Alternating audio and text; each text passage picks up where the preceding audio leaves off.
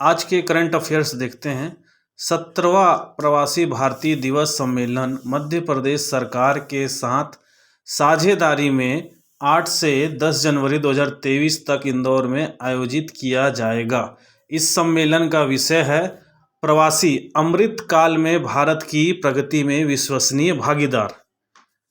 Number 2, खेलो India युवा खेल 2022 के शुभंकर आशा और मोगली हैं, ये ध्यान दीजिएगा। इसकी स्मार्ट मशाल अमरकंटक और थीम गीत को लॉन्च किया गया है।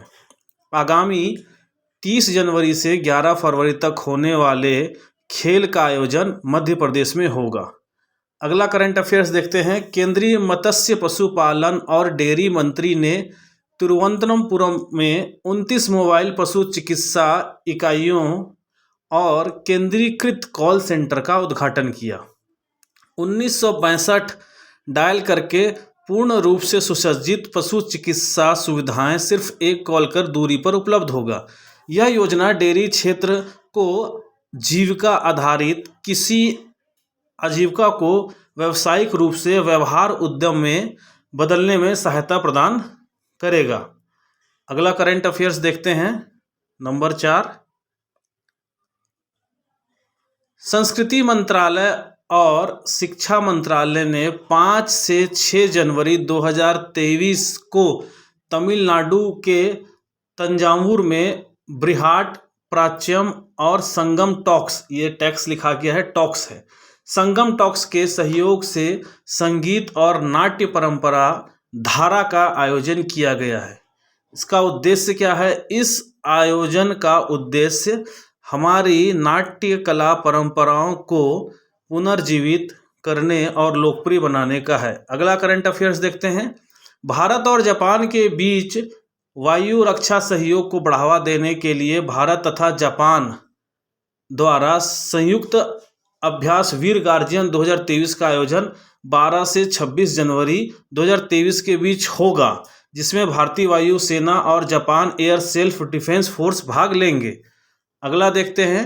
कृषि एवं किसान कल्याण मंत्रालय की एक प्रमुख पहल ई नाम ने नई दिल्ली में आयोजित डिजिटल इंडिया पुरस्कार 2022 में डिजिटल नागरिक सशक्तिकरण श्रेणी में प्लेटिनियम पुरस्कार जीता है। ई नाम 22 राज्यों और 3 संघ राज्य क्षेत्रों में 1260 APMC मंडियों को एकत्रित करने वाले एक डिजिटल प्लेटफॉर्म है। यह भारत सरकार का एक डिजिटल प्लेटफॉर्म है जिसको प्लेटिनियम पुरस्कार मिला है। किसमें मिला है? नागरिक सशक्तिकरण की श्रेणी में। अगला देखते हैं। गणतंत्र दिवस समारोह 2023 के हिस्से के रूप में और नेताजी सुभाष चंद्र बोस की 126वीं जयंती को मनाने के लिए सशस्त्र बलों द्वारा संगीतमय प्रस्तुति तथा जनजातीय नृत्य महोत्सव आदि शौर्य पर्व पराक्रम का 23 एवं 24 जनवरी को नई दिल्ली में आयोजन किया जाएगा। नेताजी सुभाष चंद्र बोस की जयंती को अब पराक्रम दिवस के रूप में मनाया जाता है। यह प्रश्न आ सकते हैं कि किस दिवस के रूप में मनाया जाता है। अगला देखते हैं। मनुष्यों में डिस्क स्वाभाविक रूप से कमजोर पड़ जाती है, जिससे पीठ के निचले हिस्से, गर्दन और उपांग में दर्द सहित कई स्वास्थ्य संबंधित समस्याएं हो आती हैं। विज्ञान और प्रौद्योगिकी संस्थान के स्वायत्त संस्थान आगरकर रिसर्च इंस्टीट्यूट पुणे द्वारा किए गए एक अध्ययन से पता चलता है कि ये जेब्रा फिश लिखा गया है, जेब्रा फिश होता है कि रीढ़ की हड्डी में पाए जाने वाला एक प्रोटीन जो डिस्क रख रखाव में सकारात्मक भूमिका निभाता है, मेरुदंड अस्थि खंड में उम्रदराज डिस्क को पैदा करने के लिए बढ़ावा देता है। याद रखिएगा, निजी संस्थान है आगरकर रिसर्च इंस्टीट्यूट पुणे, उसके द्वारा यह अध्ययन में पता चला है। अगला है। भारत में अपने प्रकार का पहला समावेश महोत्सव पर्पल फेस्ट सेलिब्रेटिंग डाइवर्सिटी की शुरुआत 6 जनवरी को गोवा में हुआ है। इस महोत्सव का उद्देश्य यह दिखाना है कि किस प्रकार से हम एक स्वागत योग्य समावेशी दुनिया का निर्माण करने के लिए एक साथ मिलकर काम कर सकते हैं। तो ये पहला समावेश महोत्सव पर्पल फेस्ट कहाँ हुआ है? इसका उद्घाटन 6 जनवरी को गोवा में। अगला देखते हैं, भारतीय रेलवे ने वाराणसी छावनी स्टेशन को यात्रियों के उच्च गुणवत्ता वाले पौष्टिक भोजन प्रदान करने के लिए 5 स्टार रेटिंग के साथ ईट राइट स्टेशन प्रमाणन से सम्मानित किया है। अब क्या है यह देखते हैं। यह प्रमाणीकरण भारतीय खाद्य सुरक्षा एवं मानक प्राधिकरण FSSAI द्वारा रेलवे स्टेशनों को मानक खाद्य भंडारण और स्वच्छता प्रथाओं का पालन करने के लिए प्रदान किया जाता है।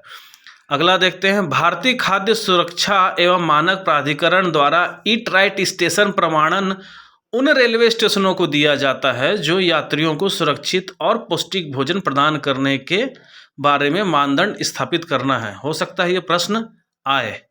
अगला देखते हैं, छत्तीसगढ़ करंट अफेयर से, राजधानी रायपुर के गांधी नेहरू पार्क में आयोजित 3 दिवसीय पुष्प फल सब्जी प्रदर्शनी एवं प्रतियोगिता का उद्घाटन मुख्यमंत्री जी के द्वारा किया गया। इस प्रदर्शनी का आयोजन प्रकृति की ओर सोसाइटी रायपुर द्वारा किया गया था। साथ ही उद्यानिकी विभाग, इंदिरा गांधी कृषि विश्वविद्यालय, Jindal steel and power limited, Raipur नगर निगम के सहयोग से किया गया था। इसमें महत्वपूर्ण ये है कि पूछ सकता है कि इसमें कौन कौन से विभाग या कौन कौन से वो शामिल थे। अगला प्रश्न देखते हैं। अगला प्रश्न है, मुख्यमंत्री भूपेश बघेल जी ने राजीव महोत्सव स्थल पर भगवान श्री राम की 25 फीट की ऊंची भव्य मूर्ति का अनावरण किया। तो ये मूर्ति जो है वो छोटी है, इससे पहले एक बड़ी मूर्ति राम जी की उद्घाटन हो चुकी है। इसमें विशेष ये है कि यह छत्तीसगढ़ के बिल्हा स्टोन से निर्माण किया गया है, इसको ध्यान दीजिएगा। अगला है, छत्तीसगढ़ के बिलासपुर जिला प्रशासन की वेबसाइट को नई दिल्ली में नवाचार के लिए राष्ट्रपति द्रौपदी मुर्मू ने राष्ट्रीय प्लेटिनियम अवार्ड से सम्मानित किया गया है। उसके बाद देखते हैं, छेरछेरा पर्व पौष पूर्णिमा के दिन छत्तीसगढ़ में हर्ष उल्लास के साथ मनाया जाता है। इसे छेरछेरा पुन्नी या छेरछेरा त्योहार भी कहते हैं। इसे दान लेने देने का पर्व माना जाता है। छत्तीसगढ़ में बच्चे बड़े सभी घर घर जाकर अन्नदान ग्रहण करते हैं।